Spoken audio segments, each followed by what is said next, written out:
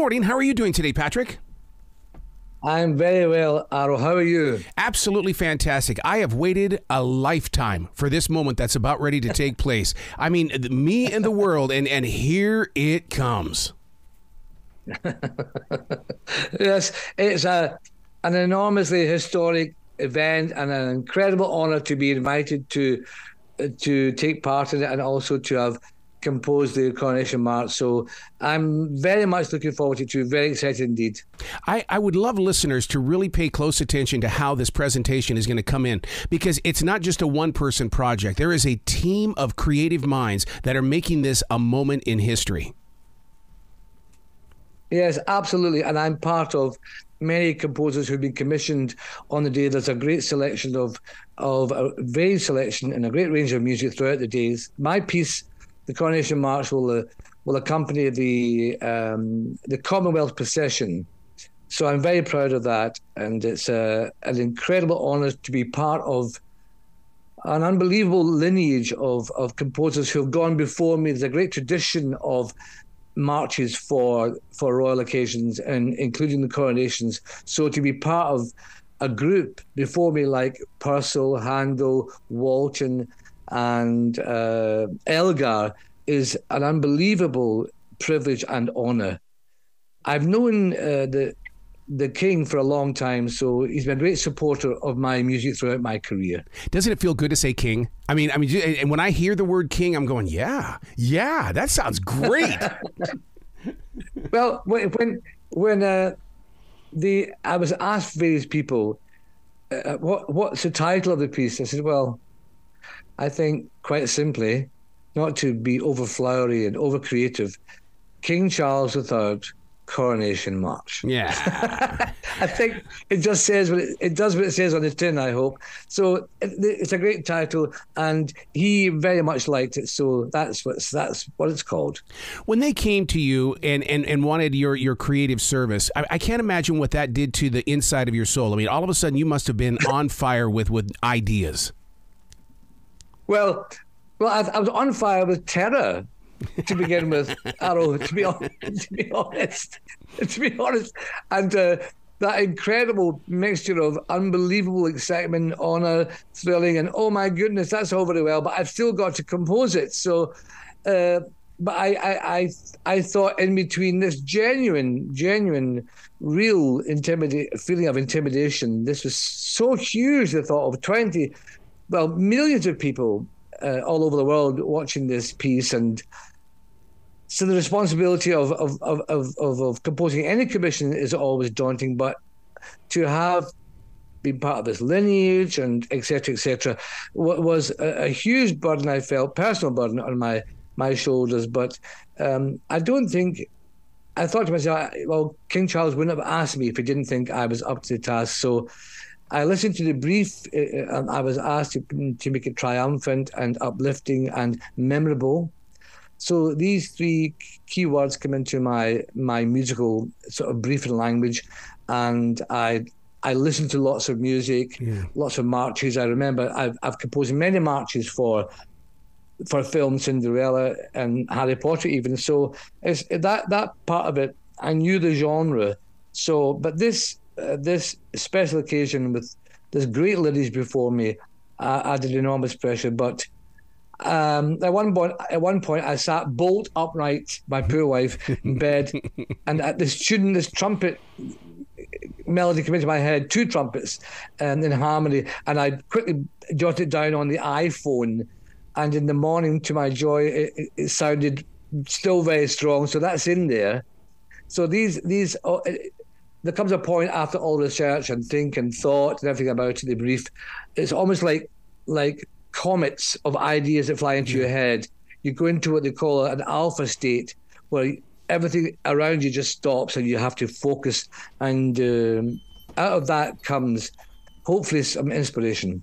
Man, if I heard two trumpets in the middle of the night, I would think it was Gabriel's trumpets. I'd be horrified. That could be a good thing. At least you know you were going up. As opposed to the other place. So no, it does happen. You hear melodies and ideas, and it's always. most of the time in the morning, you think, oh, that was just a thought in my half sleep. But this was very clear. It was a real clarity, and it was in there the following day. I've been blessed with the opportunity to talk with several different musicians from all styles of music, and they always talk about pulling riffs or hooks from the past, something that they've held on to for several years. Did any of that play out in the march for you? I wish. Oh, wow. Oh, man. I wish. No, it's all fresh. No, nothing. No, it came from the brief and my personal interaction with King Charles over the years, the former Prince of Wales, and the brief I was given. So really, these are all the sort of verbal sort of instructions. Also, I was asked to can I please make the piece no more than 4 minutes long? Yes. And they knew that my experience as a film composer, I would be accustomed to writing within these parameters. So that initially I thought, oh, this might be for a march like this. I'm not sure if this is the same experience I have in film. But in fact, it turns out to be a very good discipline, and I think it fits very nicely into that.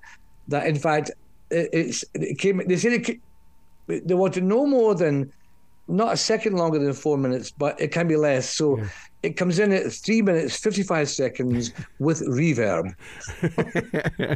So now I know that nothing happens on that stage unless you've practiced it, rehearsed it, you've laid it all out. Yeah. You're going to be out in the public. How are you guys collaborating together as one single note here in order to make it work? I mean, there's no way you're going to go up there and just perform it. No, absolutely, Arrow. We had a rehearsal over 10 days ago in London, not in the Abbey, in a hall in London, just to air the piece and check for notes and clarity and everything else. So it went very well. I was very happy. There were some dynamic changes I've made, just in terms of the level and the balance. Maybe I pulled a less snare drum. I was over anxious about the march aspect of it, and I sort of slightly overcompensated for the reverberation in the Abbey, and some of the notes were a little short, so I've lengthened them, and I thought, leave that to musicians, they'll sort that out. But the balance was great. I loved it, and Sir Anthony Pappano is the conductor of all the music for the day, and he was so generous, and the orchestra were amazing. It's the Royal Philharmonic Orchestra, of course. But for the occasion, there will be members of that orchestra plus other musicians from all over the UK, drawn from the various orchestras that the former Prince of Wales was patron, and they're going to call the orchestra the Coronation Orchestra. Wow. So have you started collecting souvenirs yet? Because I'm sure you've been out there on the streets watching how everybody's got to be selling stuff. Yes, there'll be lots of cups and saucers and tea towels and fake crowns and goodness knows what.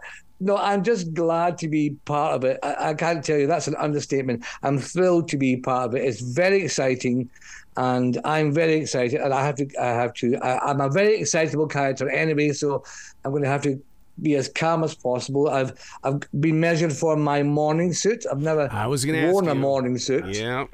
Yeah, I was going to ask you about that because I mean, and I'm sure that had to be approved too, didn't it?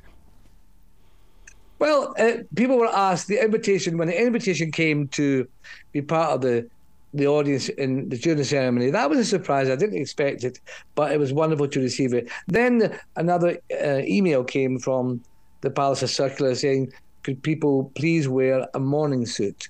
So I've gone. Fortunately, in my local town there's a hire shop, so I've gone out and hired a nice morning suit. I don't possess one. I don't. It's not every week you're asked to be part of a coronation ceremony. Mm-hmm. So from one creative person to another creative person, all of this energy, this love, this passion, this your lifelong music journey is coming to this moment in the world, and then all of a sudden it'll be over with. How are you going to handle the morning of that? Because I mean, it's like this is it. Oh my God, it's all over now. What do you do? Well, I'll be relieved that I've actually got risen to the occasion, this incredibly historic occasion.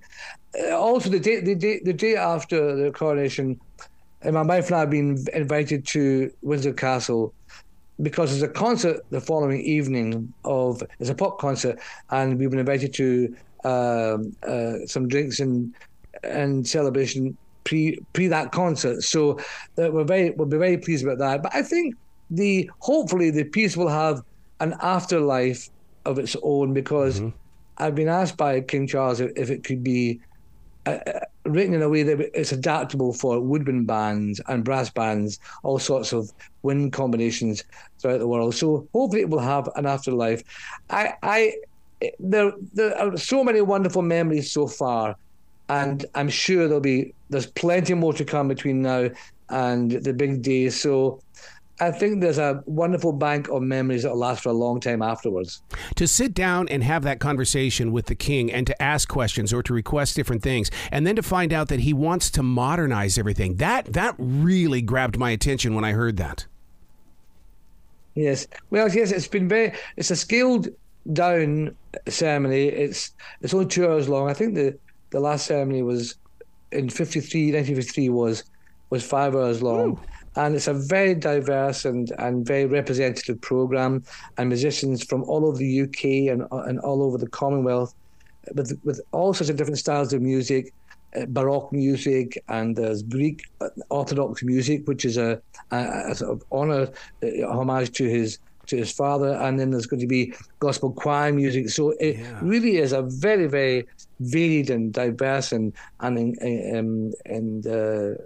broad range of music. So he's a great lover of the arts, is King Charles, and he has played a very personal role in choosing his program and being very much part of it. So I'm very, very excited to be not only be representing the UK, but also representing my Scottish roots and heritage. Now, I've also heard a rumor that there's an organ involved. Now, that right there, really kind of gets my attention, because it's like, wow, how are they going to do that, and how is it going to play into the entire process? Well, I can give you a hint in that it comes near the end of the piece. Okay. So I can't really talk about the pieces there, but it comes in there because if you had it at the beginning, you've nowhere to go. Right. So it comes in, has a starring role at the end. So it's an extraordinary instrument. And as I said, the piece is up in the organ loft. So it will be a privilege and an honour to be part of the orchestra and hear that incredible instrument as well. You were talking about having the song having a life after the moment. It's got to. YouTube, TikTok. I mean, all of these, it's going to be transferred around the world so that people that didn't get into the moment of right now, they're going to be able to watch it over and over again. And generations well beyond us are going to be able to watch it as well. Well, that's a very exciting prospect, and a great honour to be part of that possibility. I'm sure it will be played all over the world, and I hope people will respond to it as well as people have responded to it so far during rehearsals. So I'm very excited, and yes, I remember I recently I read a book about the life of Rachmaninoff, who spent, as you know, most of his life in America. And as a young boy, Tchaikovsky took him out for lunch, and he knew he was a talented boy from the conservatoire. And Rachmaninoff said to Tchaikovsky, as he walked in, the little orchestra in the corner of the restaurant played a piece by Tchaikovsky. And he said, "Mr. Tchaikovsky, don't you think it's wonderful? I've always dreamt that would happen to me as a composer one day. How do you feel when you walk into a restaurant?" And he says, "Well, quite frankly, I'm rather indifferent." but I thought, indifferent? I don't think so. Not in my case. I hope I'm the exception to the rule. So I will not be indifferent. Far from it. The other end of the spectrum, I'll be completely blown over, as I am at the moment. So, but it made me laugh. I sort of understood what he meant, because he's so prolific, I suppose, and one great piece of genius after the other. He'd probably get blasé within his own soul. But anyway, I'm not blasé or indeed nonplussed. I am very, very thrilled to be part of it. How do you condition yourself for that moment when you know you've got like maybe an IFB in your ear, somebody's counting it down, you're about ready to begin? I mean, to lead where you're going to be standing. I mean, I can't imagine what your heart is going to be doing, and will you pay close attention to the way that you're breathing? Well, I wouldn't be. The person sitting beside me in the abbey will be listening to my breathing whether I faint or not. But I would be conducting it. It will be conducted by Sir Anthony Pappano, who has just recently been appointed as the principal conductor of the London Symphony Orchestra. He played for the rehearsal, so he's the one with the beating heart. And I'm sure he has. In fact, I know he has a lot on his plate. But he's a man of great patience and great talent and artistry, and he was so generous to everyone, including myself. So very encouraging, and I'm in the best hands in the world. Does it feel like a once-in-a-lifetime moment, or do you feel like a child in a candy store and you can come back anytime? I never get blasé. I never. I'm who knows if it's a once in a lifetime, but it certainly is. So far, it's definitely a once in a lifetime, and I very much am a kid in a candy store. Someone said, another composer said, I can't remember who it was, that the symphony orchestra is the biggest toy in the world. You can wind it up and off it goes, and that's why it's such a. I suppose it's quite a difficult task, because every single breath of the music, you have to technically put that on a page. All these hieroglyphics for people who don't read music, the orchestra, all instantly as a group of the Italian and German. These are the common languages that everyone uses. It just saves any discrepancy about how loud or soft or fast it should be. So these are. It's an incredible thing when this enormous wielding, you think unwieldy machine kicks off, and it springs like an antelope across a ravine. It's just an incredible feeling, and nothing in the world will beat that first moment where the orchestra strike up. It's thrilling. The fact that you're sharing your story today is amazing to me, in the way that I want listeners to understand that, yes, they're going to see some beautiful things on those screens and with their big flat screens and stuff, but they need to pay attention to the sounds, because this moment has to have a soundtrack, and you're part of it, and you're sharing your story with us. Yes, well, it's a pleasure to do that, and a privilege. And my understanding is that the music during the coronation will be recorded, and it will be released, I believe, that evening digitally. And the company is, I believe it's what I've just asked my assistant, what's the record company?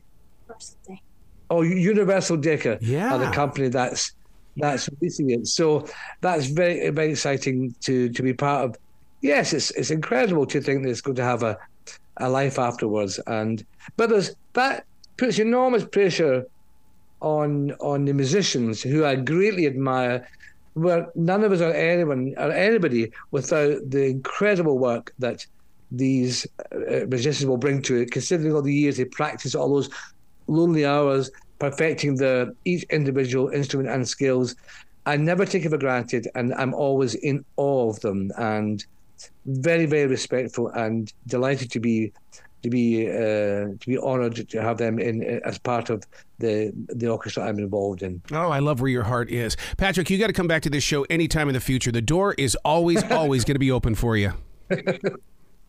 Well, thank you, Arrow. It's been a great pleasure. It really is. It's a privilege to be part of this, and also it's a great honour to be talking to yourself and for people to show interest. So I don't take anything for granted. I'm very, very pleased indeed. Well, you be brilliant today, okay, sir?